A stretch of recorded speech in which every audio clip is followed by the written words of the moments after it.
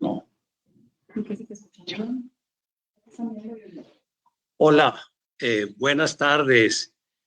Un saludo muy especial a todas las personas que se encuentran conectadas con la Red de la Excelencia de Colombia Excelente para tratar un tema de absoluta importancia en el mundo pasado, presente y futuro: la calidad y la excelencia para el éxito organizacional.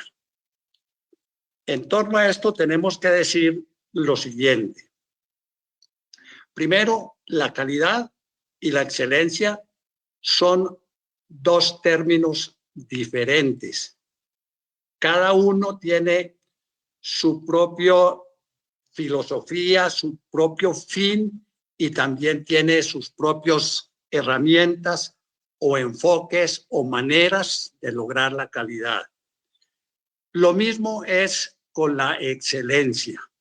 La excelencia tiene su propósito, su fin, su estrategia, su enfoque para llegar a ser sobresaliente y a ser excelente.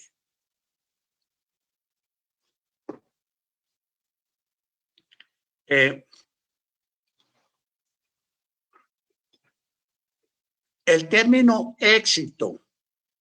El éxito es muy importante que también lo entendamos, porque el éxito es realmente, en términos de el modelo europeo de excelencia, es el resultado. No hay una empresa, no hay un colegio, no hay una clínica con éxito que no sea capaz de mostrar resultados sobresalientes.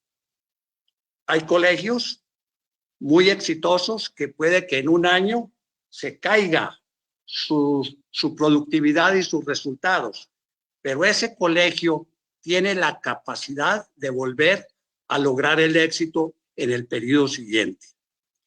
En términos organización, aquí podemos hablar de empresas, de organizaciones, de instituciones en general. Pero cuando hablamos de organización, esta puede incluir tanto la empresa como la institución. Antes de empezar a definir todo esto, quiero distinguir lo que es administración, lo que es gestión o management y lo que es liderazgo.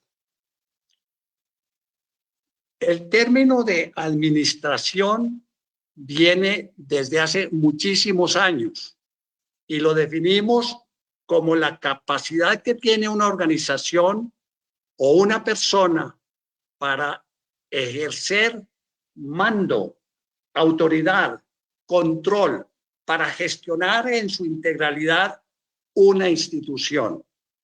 Pero especialmente la administración tiene que ver con cómo somos capaces nosotros de desempeñar un cargo. Esto nos lleva entonces a que hay una fuente muy grande de conceptualización y de prácticas en el mundo de la administración, que arranca hace muchísimos años. Cuando hablamos de cargo, aquí entonces nos estamos enfocando más o menos hacia 1912, cuando Federico Taylor hace su obra, escribe su obra, La administración científica de las organizaciones, y divide el trabajo en partes, en cargos, en puestos de trabajo, en tareas y en actividades. Un cargo, un puesto de trabajo, hoy podemos caracterizarlo como aquello que tiene funciones generales que cumplir, actividades específicas, tareas concretas, las relaciones que ese cargo tiene con otros cargos y las decisiones que allí se pueden tomar.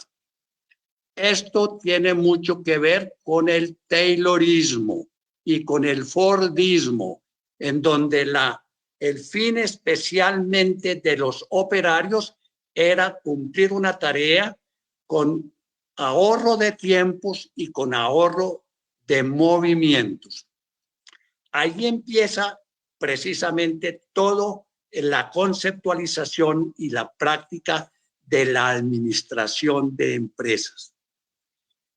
Basado en esto, en 1916, Henry Fayol, un ingeniero franco-turco, escribe en ese año el proceso administrativo y él lo define como la capacidad de planear, de organizar, de dirigir y de controlar una organización.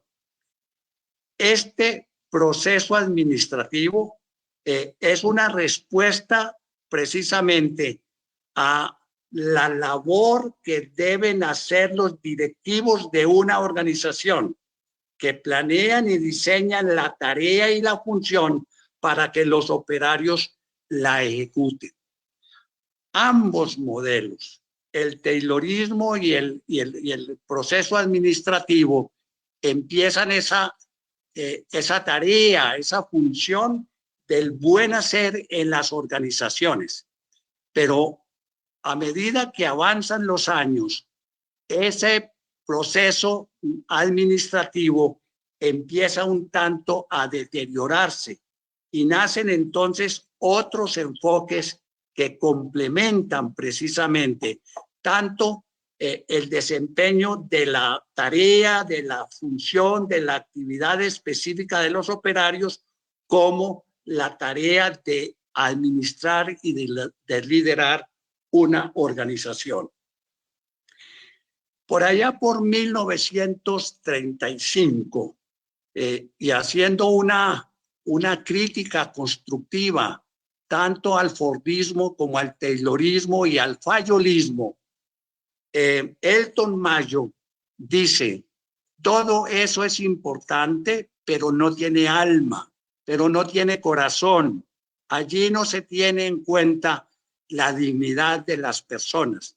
Y entonces empieza un movimiento específico para darle el puesto que tiene la persona en una organización. Esto es bien importante porque empieza precisamente ese camino de la administración hacia otros modelos más humanistas que puedan integrar a la empresa con las personas y con la sociedad. Lo segundo que quiero decir es lo siguiente. Esos dos modelos anteriores empiezan a deteriorarse y a no ser practicados de la manera como fueron diseñados. Es decir, la práctica de los administradores se rutinizó. Y entonces por allí, por más o menos 1980, y a raíz del trabajo de Peter Drucker en los 50s y 60s, nace el término de la gestión o del management, que lo definimos en forma muy específica como la manera de llevar a feliz término una iniciativa o un proyecto. Fíjense que esto tiene muchísima más contenido para efectos del logro de resultados. Esos resultados precisamente se empiezan a mirar a partir de los trabajos de los 50, 60 y 70 de Peter Drucker, que es precisamente el llamado el padre del management, el padre de la administración moderna. Sin embargo, hacia la década de los 80, especialmente en el sector público, se empieza a hablar de la nueva administración pública. ¿Por qué la nueva administración pública?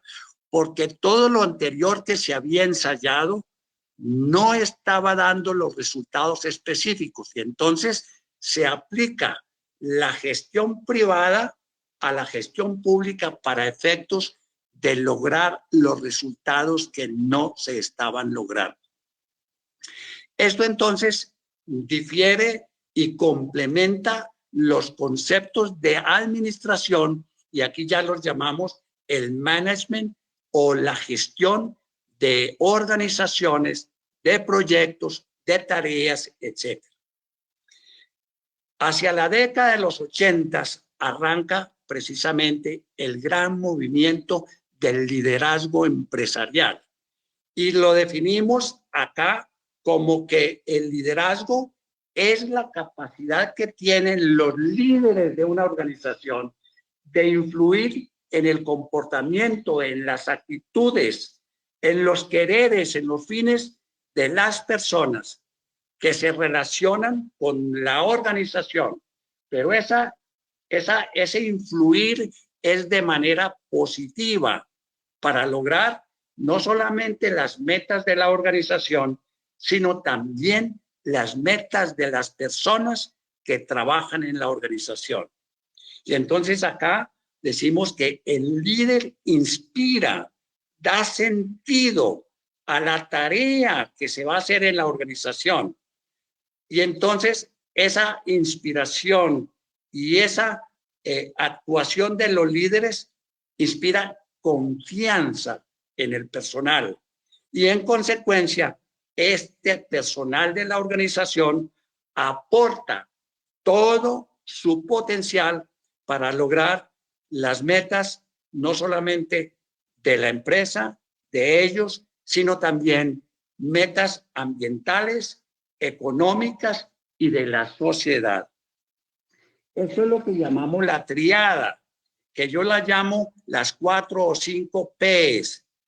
Hacer que la empresa propenda por defender el planeta, planet, que le ayude a las personas a ser felices y a dignificarse. People, que esas personas y esa empresa produzcan productivity y que esas planeta, personas, producto y servicio no dañen a nadie. Esto entonces, estas 3 definiciones, yo quiero que que ustedes lo tengan muy claros, porque vamos a ver cómo incide esto en esos términos que acabamos de ver de calidad y de la excelencia en las organizaciones. ¿Qué es entonces calidad? Si uno repasa toda la literatura y toda la práctica de gestión, vemos cómo la calidad está definida como el cumplimiento de requisitos de los productos o servicios para poder no engañar al cliente, no dañar al cliente. Por el contrario, satisfacerlo y hacer que esa persona se afiance con la organización de la cual está recibiendo el producto o el servicio. La ISO es muy clara en definir que la calidad es el grado en que un conjunto de características están presentes en un producto o en un servicio para cumplir los requisitos que nos demanda el cliente. 2 gurús de la calidad y la excelencia. Crosby habla que calidad es el cumplimiento de requisitos que demanda el cliente al producto y al servicio que nosotros le estamos ofreciendo. Y Juran dice que es el conjunto de características que satisfacen las necesidades de un cliente. Y miren ustedes acá que realmente Juran están hablando de necesidades. Hablando de necesidades. Un segundo. Juran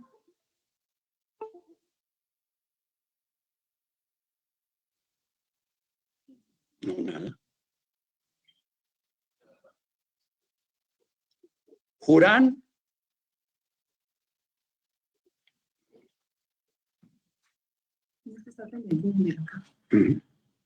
vamos pasando.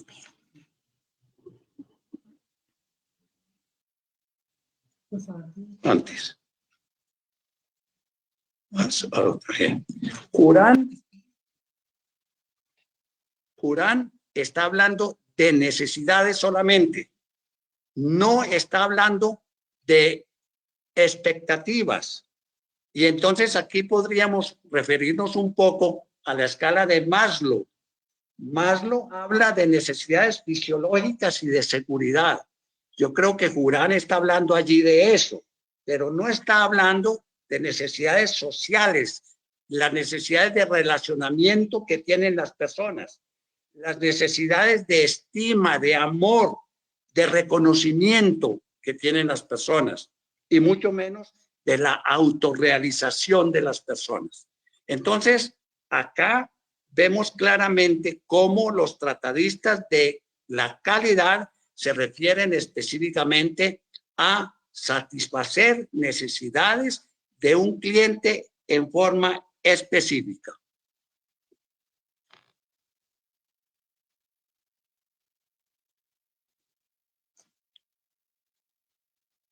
Por el contrario, ¿qué es la excelencia? La excelencia en una organización, como dije al comienzo, de una empresa exitosa, es la que tiene resultados.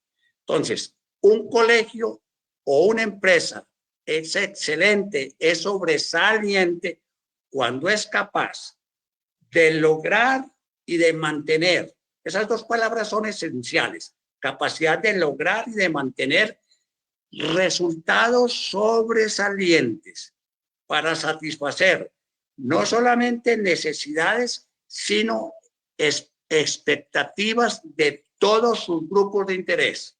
Aquí entonces, en contraposición con lo anterior, estamos hablando ya no solamente de los clientes de una empresa, sino de los demás grupos de interés que tienen que ver con la organización. Es importante aquí anotar que la ISO 2015 ya contempla algunas de estas características en forma muy concreta. Entonces, calidad y excelencia es lograr y mantener resultados. Lo demás es bla, bla, bla. ¿Qué es entonces buscar la excelencia? Es ir más allá de lo que hemos acordado. ¿Dónde está lo acordado? Generalmente en el contrato de trabajo. Pero en ese contrato de trabajo están en forma específica los requerimientos que la empresa le hace al colaborador. Y muchas veces los colaboradores se quedan en esa letra específicamente de que sus funciones, sus actividades, sus decisiones estén allí escritas. Eso tiene que ver con periodos anteriores. Pero en términos de ser sobresaliente y ser excelente, los colaboradores deben ir más allá de eso que firmamos en un contrato de trabajo. Es también hacer todo lo mejor posible a toda hora y en todo momento para lograr no solamente los objetivos de las personas, sino también de las organizaciones, de tal suerte que esas organizaciones se dinamicen, sean exitosas a través de sus resultados. Otro concepto aquí importante es que para pasar de la calidad a la excelencia se requiere, por lo menos, saber dónde estamos hoy y cuál es entonces la línea de base de donde yo voy a arrancar la mejora continua. Segundo, tenemos que saber a dónde tenemos que llegar. Vamos a ver eso un poco más adelante. Y especialmente para efectos de calidad y excelencia, necesitamos saber cómo recorrer el camino que va de A a B. Muchas veces uno cuando se monta en un avión y se va para Barranquilla, no conoce el proceso que hay de aquí a Barranquilla, no conoce el camino y en el camino hay cosas espectaculares que ver y que aprender. Lo mismo es en las organizaciones. Cuando vamos a recorrer el camino hacia los resultados, hacia la excelencia, hacia el éxito, todos en la empresa deberíamos saber el camino y recorrerlo palmo a palmo para efectos de lograr resultados dinamizadores. El cambio entonces acá, cambio de A a B, es una palanca especial muy importante que tenemos que saber manejar. Y entonces el mundo nos presiona y esa presión nos llena de pasión. Y cuando nosotros tenemos pasión, somos capaces de diseñar una visión especial que la consensuamos con todos en la organización. Y luego vemos qué capacidades tenemos en la empresa para lograr esa visión. Pero no nos podemos quedar allí, sino que tenemos que accionar. La misión y la visión solo se hacen realidad con la capacidad de decisión y de acción que tenemos al interior de la organización. La excelencia entonces es un camino que no termina, nunca termina. Cuando yo me forjo la idea de subir a Monserrate y logro subir a Monserrate, ese no es el fin del camino. Allí vemos otras montañas que están allá, más allá y que quisiéramos explorarlas y subirlas. Lo mismo es con la excelencia. Es un camino que nunca termina. Cuando yo logro una meta, me forjo otra y así da de infinito. Ese camino tiene que empezar con los niveles apropiados de calidad. Entonces aquí sacamos una primera conclusión. La calidad y la excelencia no son dos términos que se compiten. Se apoyan los dos, colaboran los dos para lograr lo mejor de los resultados de una organización.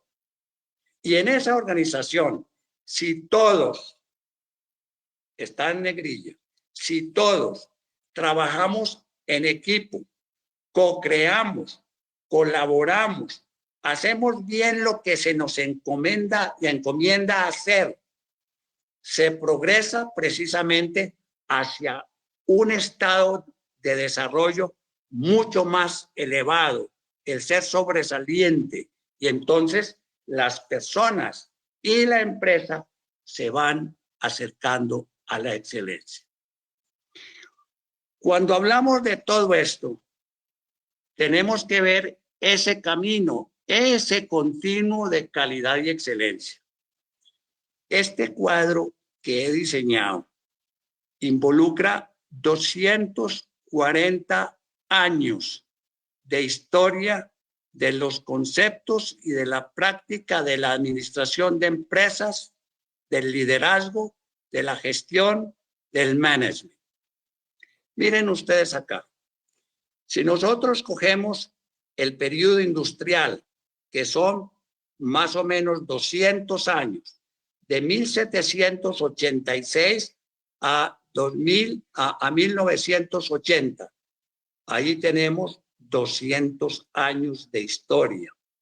Y aquí entonces, cuando vemos una empresa que apenas comienza, constitución y gerencia, órganos de dirección y el producto o el servicio que voy a ofrecer. Esa es una empresa básica, apenas se están haciendo y hace énfasis entonces en cuál es el producto o el servicio que va a vender.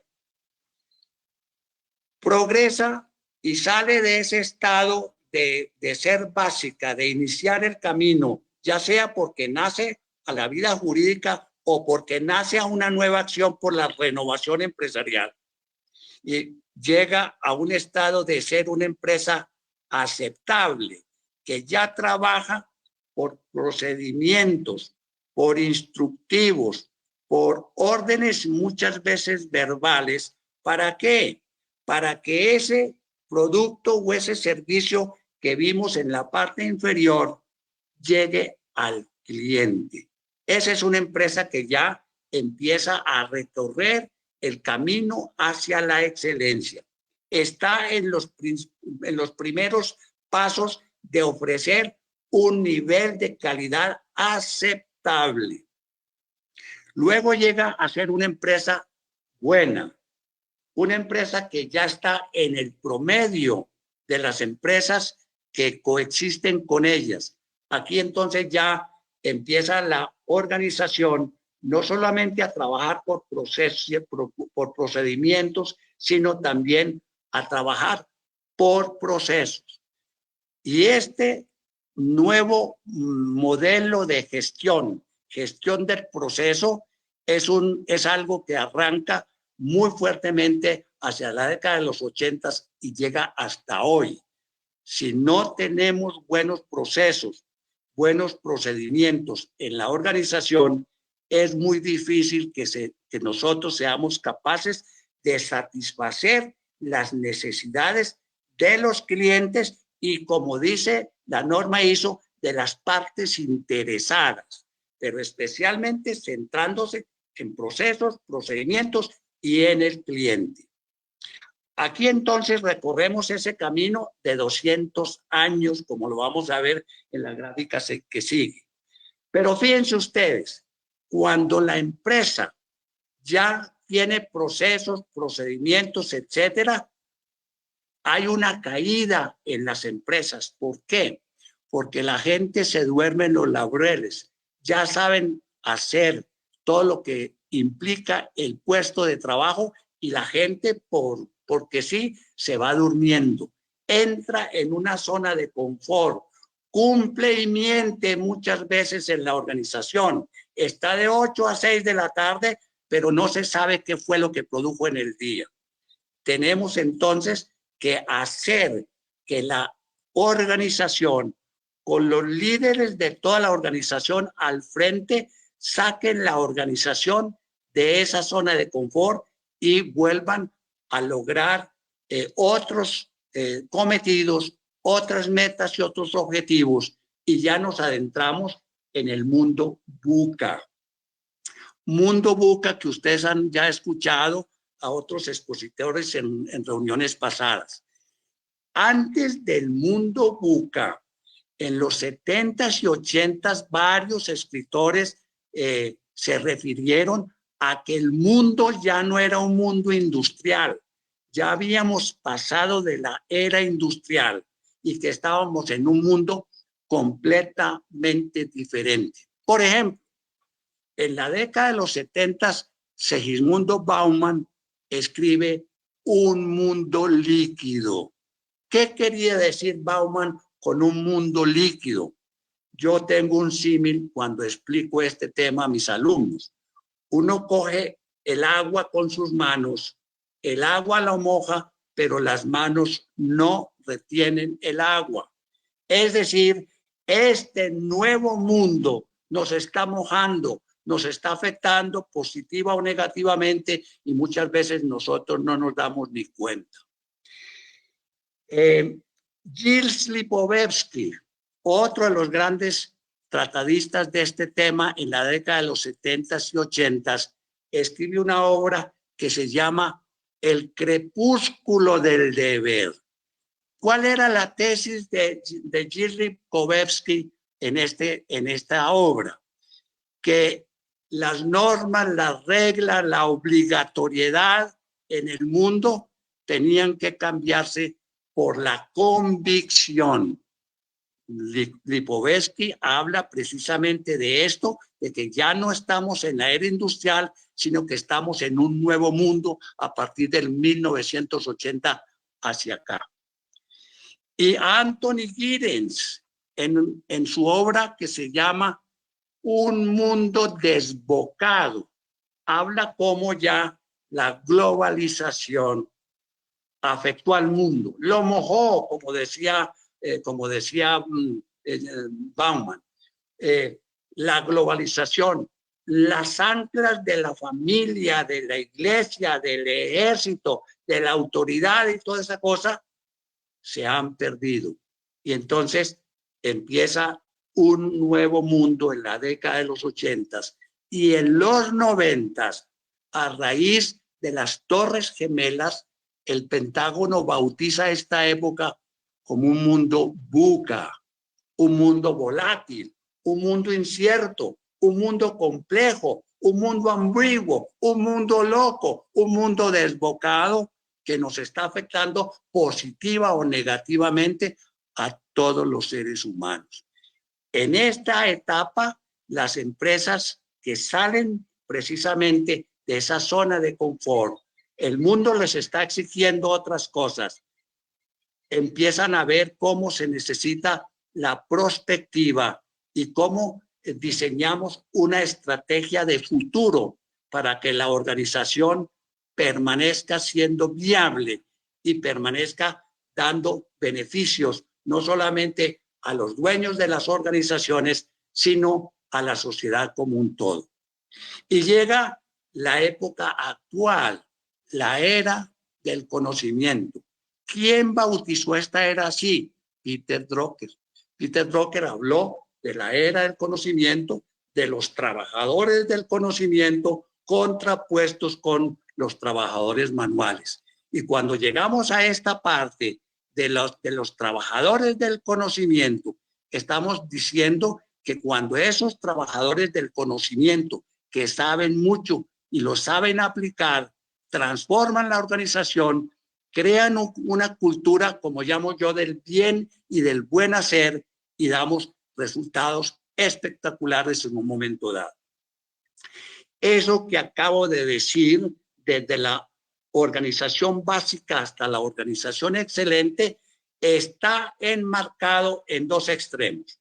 El aseguramiento de la calidad en la parte inferior y el logro de la excelencia estratégica operativa en la parte superior.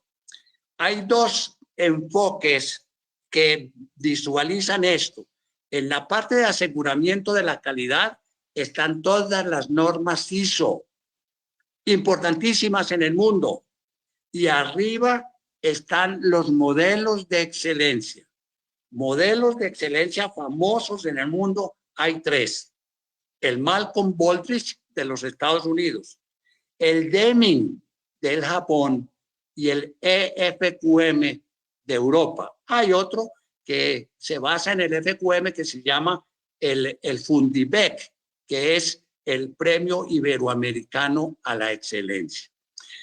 Y entonces esta empresa se trabaja a diferentes niveles, vamos creciendo, nos vamos desarrollando, nos vamos madurando como organización y a medida que vamos madurando, vamos creando esa cultura del bien y del buen hacer y por lo tanto logramos los resultados. Fíjense la cuerda que hay allí. Esa cuerda, ¿de dónde salió?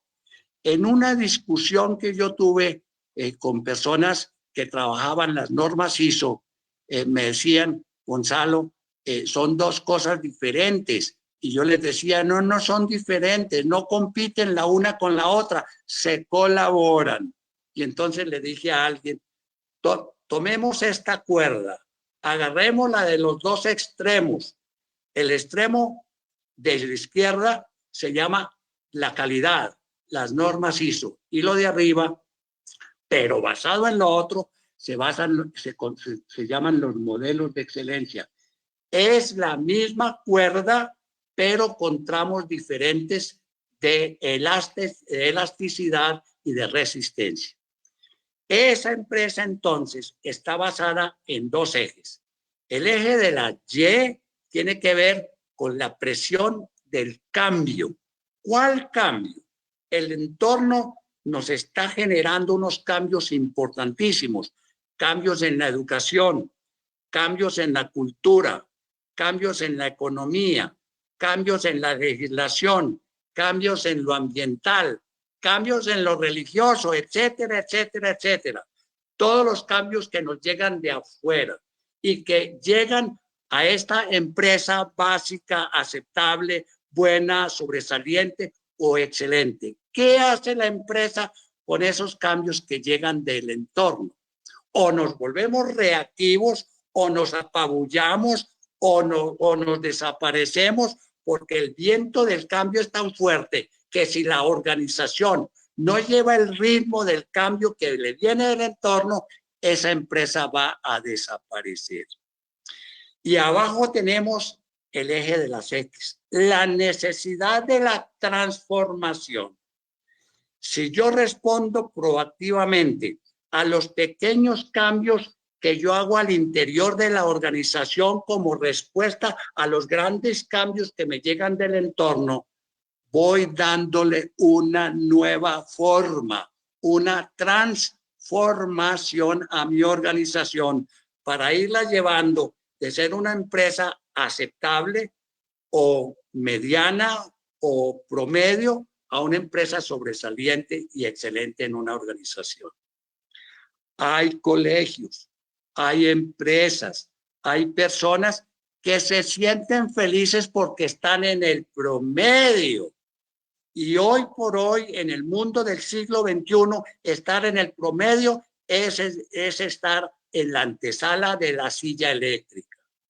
Muchos se han electrificado, muchos se han estrellado, especialmente en periodos de crisis, de pandemia, de mundo VUCA, de mundo del conocimiento, como lo estamos viendo hoy.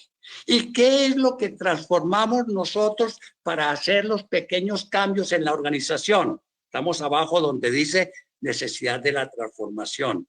¿Qué transformamos? ¿Qué es lo más importante que nosotros tenemos que transformar en una organización?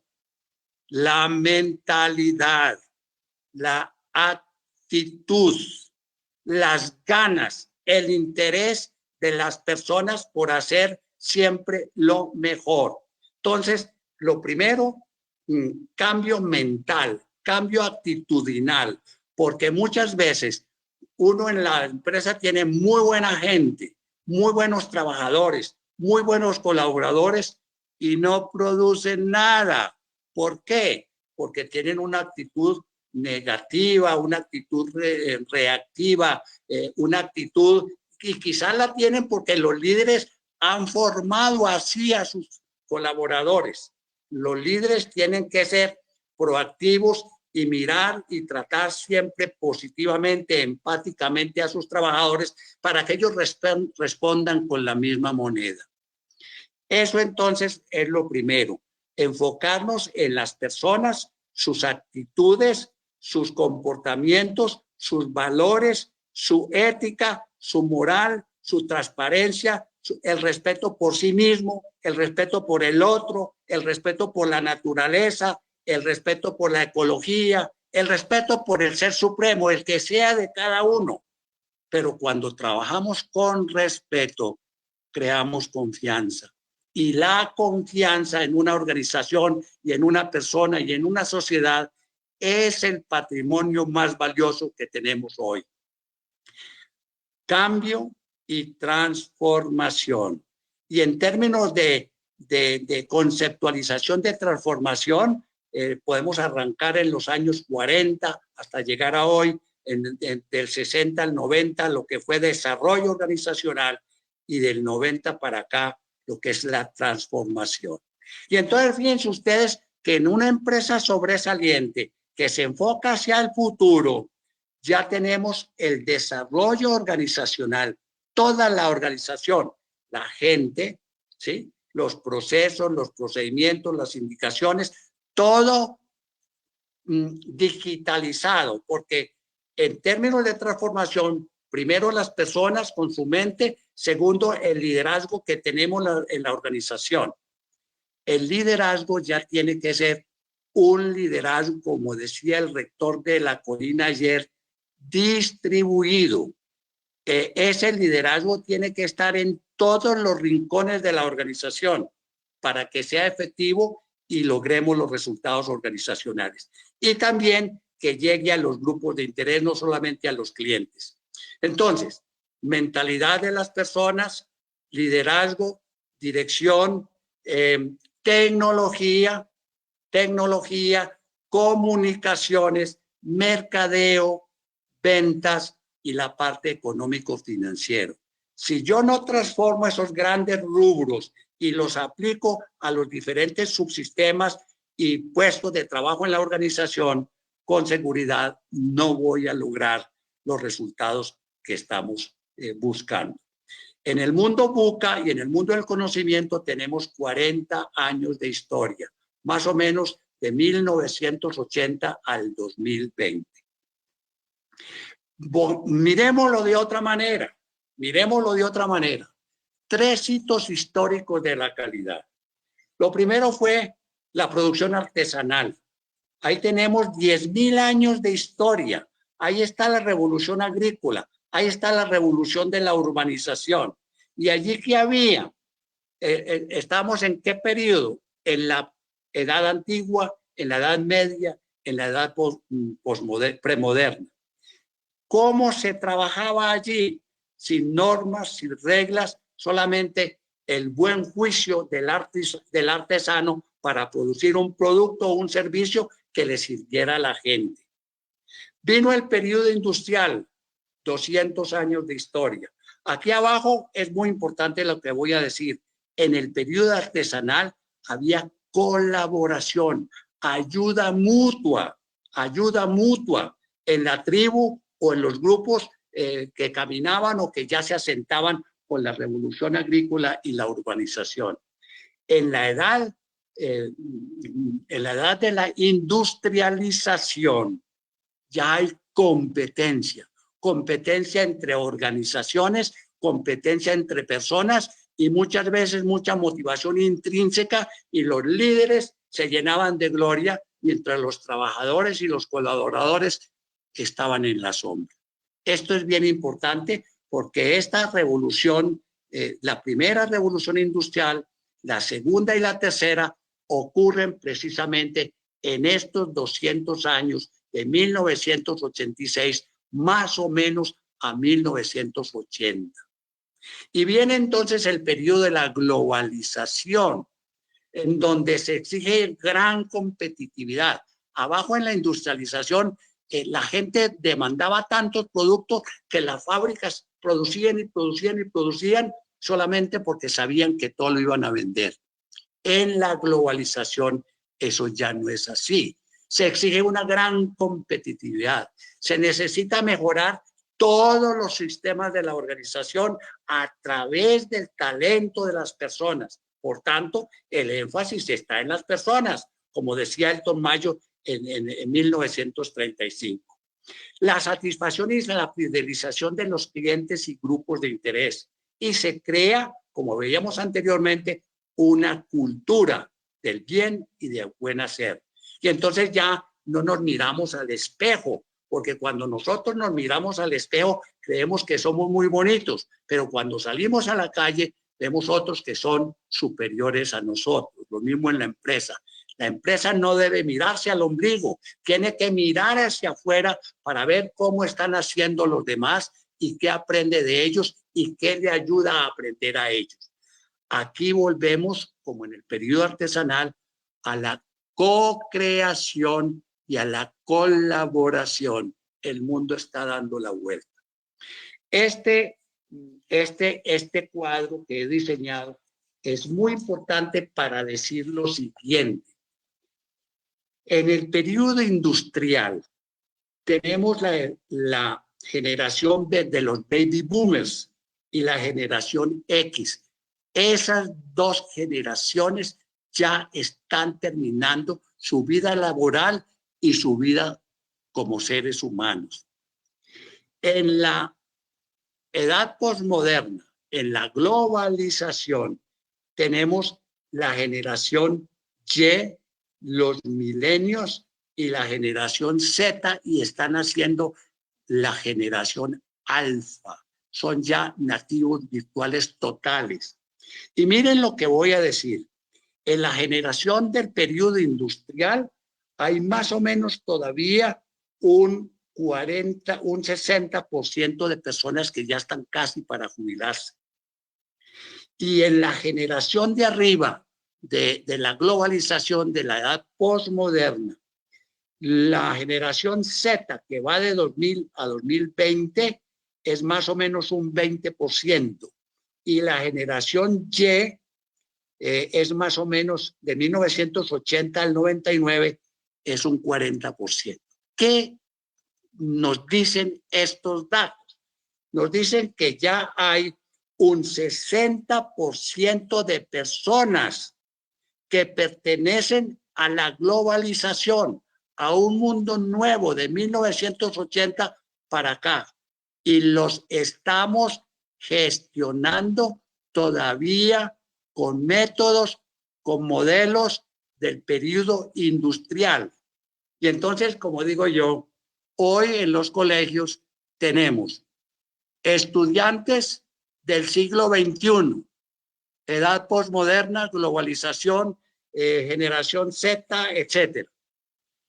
Los estamos educando con maestros del siglo XX. Casi todos han sido formados en el siglo XX.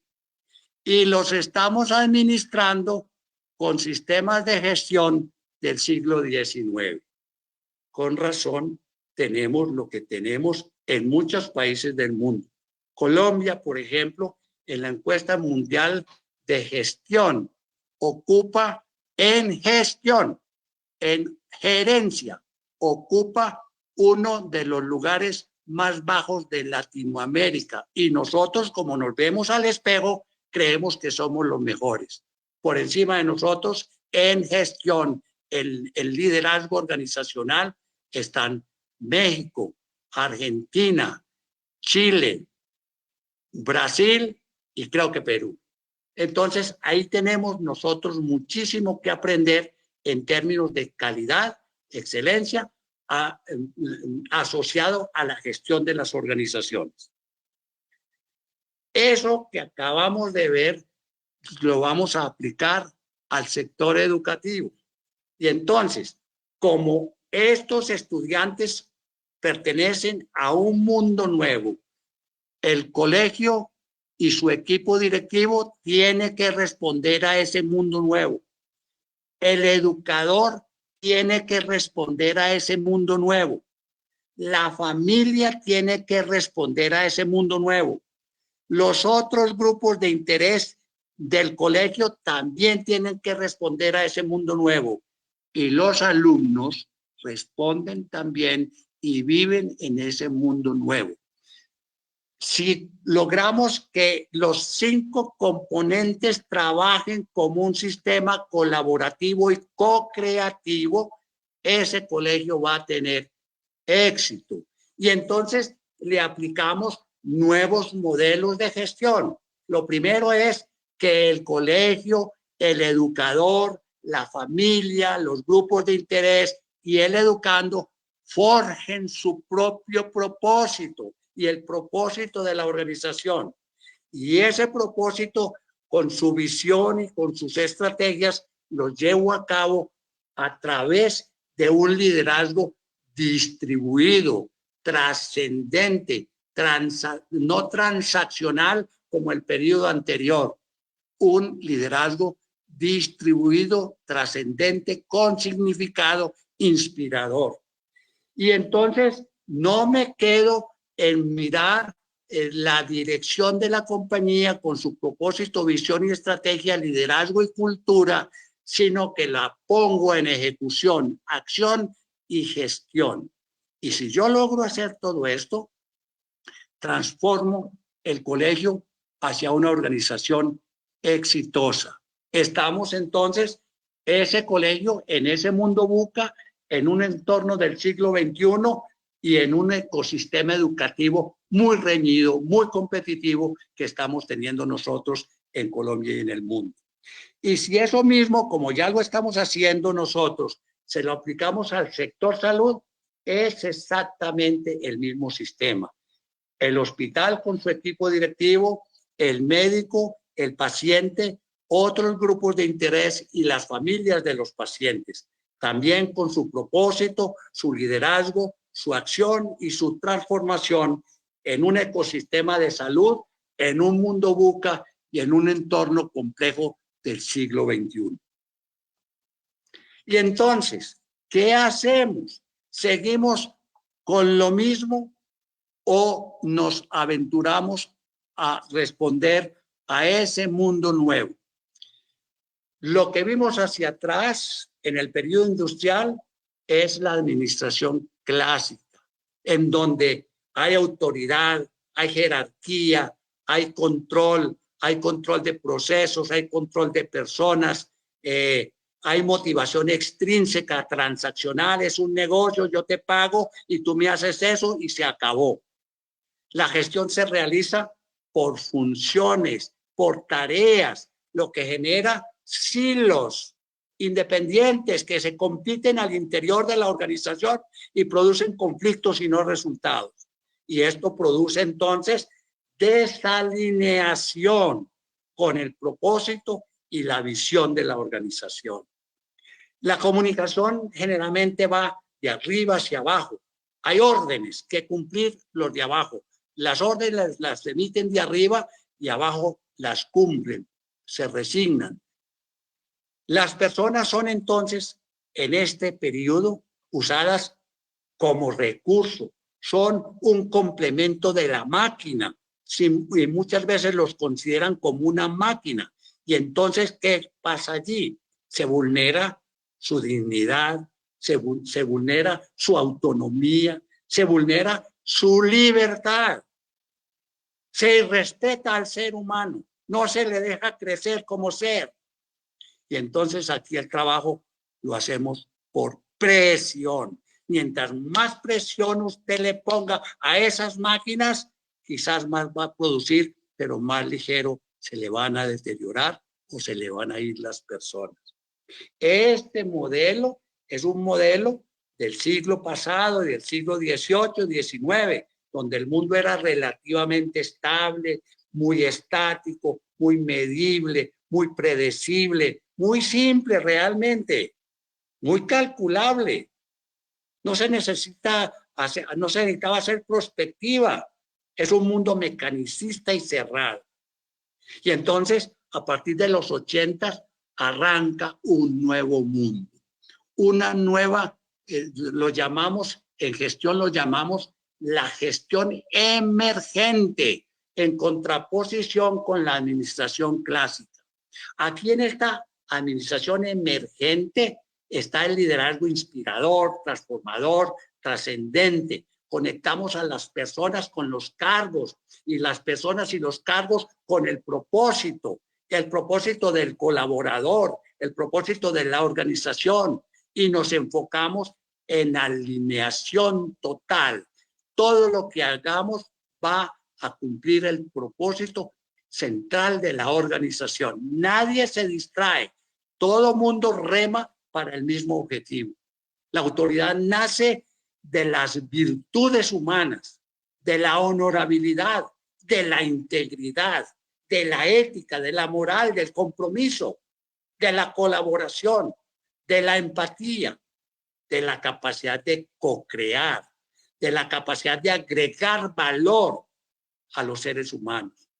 El trabajo se hace en equipo. Se construyen equipos ágiles, equipos rápidos, equipos empoderados, equipos flexibles para poder agregar valor a todos los grupos de interés. Se trabaja por autogestión, por autocontrol. Se trabaja por responsabilidad, no por tareas ni por funciones, ni incluso ni por objetivos, por responsabilidad. Se trabaja con innovación, con creatividad, con un aprendizaje permanente y compartido. Los colegios muchas veces no utilizan el aprendizaje institucional que han creado a lo largo de los años. Lo dejan por ahí como arrumado. Se crea entonces una cultura proactiva hacia el cambio evolutivo. Y si logramos esto, es porque estamos trabajando por pasión en un mundo dinámico, en un mundo incierto, en un mundo volátil, en un mundo ambiguo, en un mundo caótico, desbordado, impredecible, abierto, orgánico. Y entonces, ¿cómo podemos pasar de esa administración clásica, de ese modelo de gestión mecanicista, a un modelo de gestión abierto y humanista? Ahí lo tiene. En octubre de 2019 en Helsinki, allá estuvimos nosotros como Colombia Excelente y participamos con ideas en la conformación del 2020 del modelo. Allá se lanzó este modelo en octubre. Y este modelo ha respondido en el mundo entero a la pandemia. Este modelo existe en Europa, en Latinoamérica, en la China, en el Japón, en los Emiratos Árabes, y todos trabajan igualito. ¿Para qué? Para que se hable el mismo lenguaje y se trabaje con estándares de alta gerencia, para juntar los términos y los conceptos de calidad con los conceptos de excelencia. Aquí, volvámonos acá un segundo. Aquí estamos hablando mucho en la gestión emergente, en la administración del siglo XXI, estamos hablando mucho de todas las habilidades blandas. Hablar de habilidades blandas es tan vieja como el mundo. Eso no es de ahora. Eso ya nos lo habían enseñado a nosotros nuestros padres y bisabuelos. ¿Saben cómo los llamamos? Las virtudes cardinales. Prudencia. Un gerente, un líder tiene que ser prudente, tiene que ser justo. Prudencia, justicia, fortaleza. Un líder, un rector tiene que tener carácter para enfrentar un mundo volátil, incierto y complejo. Virtudes cardinales: prudencia, justicia, fortaleza y templanza. Si nosotros lográramos todas estas habilidades blandas que hoy tenemos, se pueden resumir en las virtudes cardinales. Esto es bien importante que lo tengamos en cuenta, porque muchas veces creemos que lo nuevo es tan nuevo, y mentiras, que no es tan nuevo. No hay nada escondido debajo del. Muy bien, están aquí ya apurando con el tiempo. El modelo entonces se basa en tres grandes temas. Primero, en los objetivos de desarrollo sostenible, que ya hemos hablado de ello en otras reuniones anteriores. Segundo, en los 10 principios del Pacto Mundial de las Naciones Unidas. Muchas veces presentamos los ODS, pero no presentamos los 10 principios del Pacto Mundial, que tienen que ver con el trabajo, con la ecología, pero muy especialmente yo quiero mencionar acá el principio número 10. Luchar contra la corrupción. Este país se lo está comiendo la corrupción, y a mí me parece entonces que nosotros los educadores tenemos alguna responsabilidad en ello. ¿Por qué muchos de los grandes líderes están en la cárcel y egresaron de los mejores colegios, universidades de Colombia y del mundo? Algo estamos haciendo mal allí. Ese es un tema que vuelve a tocar con principios, con valores, con ética, con moral, etcétera, etcétera, etcétera. Segundo o tercero, con el círculo dorado de Simon Sinek. Siempre nosotros hemos dicho: ¿qué voy a vender? ¿Y cómo lo voy a vender? Pero nunca nos habíamos preguntado: ¿por qué existe mi empresa? ¿Por qué hago lo que hago? ¿Para dónde voy en el futuro? Y este modelo, el FQM, se centra también en el círculo dorado de Simon Sinek. Esto es importante que las personas, los educadores, los rectores, entendamos también el círculo dorado, porque nos lleva a unas enseñanzas muy profundas de cómo incluso ser capaces de redactar un propósito inspirador y con significado. Por último, unas reflexiones. Hoy, el hacer bien lo que es requerido hacer no es suficiente para responder a un mundo volátil, incierto, complejo, ambiguo, mundo VUCA, mundo líquido, mundo desbordado, mundo loco. Para abocar este nuevo mundo, es necesario pasar de lo bien hecho a lo realizado con maestría, para poder subsistir, para poder avanzar, para poder competir. No podemos conformarnos con estar en el promedio. Eso se llama mediocridad, mediocridad. Al transitar el camino hacia la excelencia, se adquiere experiencia, se adquiere conocimiento, se adquiere talento, talento humano, habilidades, destrezas, competencias. Se moldean las actitudes proactivas, el trabajo colaborativo, el trabajo en equipo. Creamos hábitos, creamos costumbres para el bien y el buen hacer. Se crea entonces también una cultura para garantizar la excelencia y los resultados. Soslayar estos conceptos y las acciones anteriores que hemos recorrido en este webinar es quedar por fuera de lo requerido a las personas, a las instituciones y a la sociedad para enfrentarse al siglo XXI, donde ya estamos. Ese es el modelo que ya ustedes conocen y este modelo responde al paso de la administración clásica a la gestión emergente del siglo XXI. Y por último, mírenlo allí resumido todo. Ahí está el resumen. Adentro de la empresa, el círculo blanco, la O de organización, esa organización está gestionada por el modelo EFQM 2020. Alrededor está el mundo VUCA, volátil, incierto, complejo, ambiguo. Y para responder a ese mundo hay 5 cosas que son. 1, velocidad en la toma de decisiones. 2, agilidad en la toma de decisiones, en los procesos, en los procedimientos. 3, flexibilidad en el actuar, en todo sentido. 4, cambio y transformación. Ya lo veíamos atrás en el eje X y Y, la figura que mostraba el camino a la excelencia. Y todo esto está metido dentro de sostenibilidad, agilidad, flexibilidad, cambio y velocidad. Yo le digo a mis alumnos que son los 5 dedos de la mano. Speed, agility, flexibility, change and transformation and sustainability. Si nosotros somos capaces de trabajar en un mundo raro, VUCA, con estos 5 principios, estamos al otro lado. Pero siempre teniendo en cuenta que el mundo tiene unas megatendencias.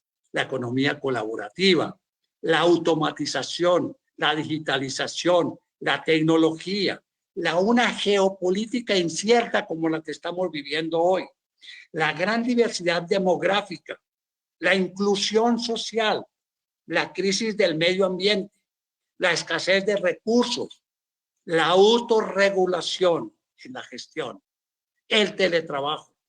Todo eso nos lleva a que tenemos que ser muy ágiles, muy flexibles, tomadores ágiles de decisión para poder lograr y mantener los resultados que nos hemos forjado.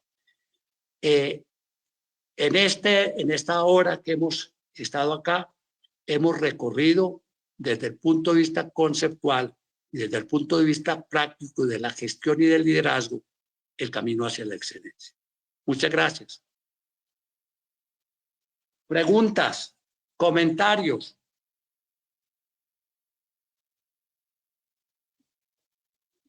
Pongan la manito.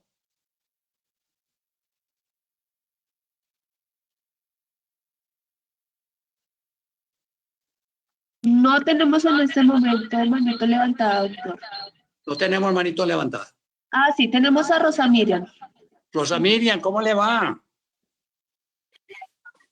Gracias, doctor. Buenas, bien, gracias. ¿Cómo está por esa Cúcuta muy fría o muy calientita? ¿Cómo está por allá la cultura y el clima?